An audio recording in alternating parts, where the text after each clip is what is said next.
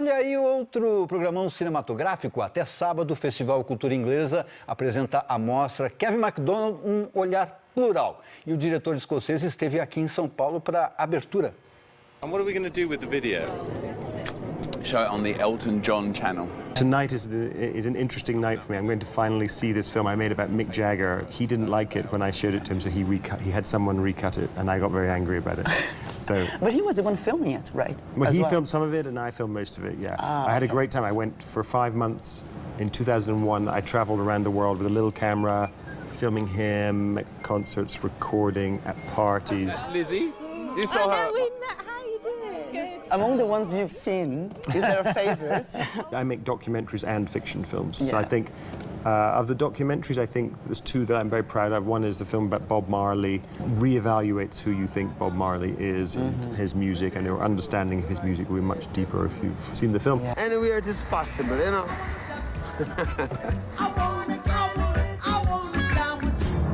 In September 1970. One Day in September was maybe the first documentary which was kind of made like a thriller. So it's like it's an investigative film where we uncover lots of previously unknown information about the Munich massacre, the 1972 Olympics, and we talk to a lot of people, including the last survivor of the terrorists who committed the atrocity. The Olympics of Serenity have become the one thing the Germans didn't want them to be, the Olympics of Terror.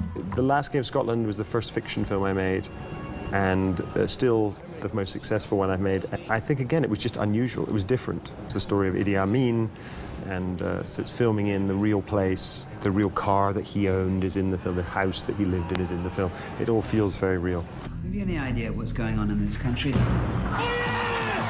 not even bothering to dig graves anymore. The themes of both films are very, very relevant today, right? Like, you're talking about terrorism in one of them, and dictatorship. Well, I think the theme of Last King of Scotland for me is not so much dictatorship, it's about how people, privileged people from the West, if you want to put it like that, from privileged countries, when they go to the developing world, so they go to Africa, and how they behave and how they think that they're superior. To me, that was the theme of that film. But it's also about the madness that comes with power, and that's more topical. That's very relevant. That's more topical. I do see a little bit of Forrest Whitaker's performance in our current American president, I have to say. Yeah. Together, we will make this country better. I'm doing a documentary about Whitney Houston, where to understand her, why did this beautiful woman with incredible voice, the best voice of her generation, why did she destroy herself, effectively? Yeah. I'm a person who's easily bored. You know, I've never done the same thing twice. I think, in fact, the reason I make films is because I love entering into a different world.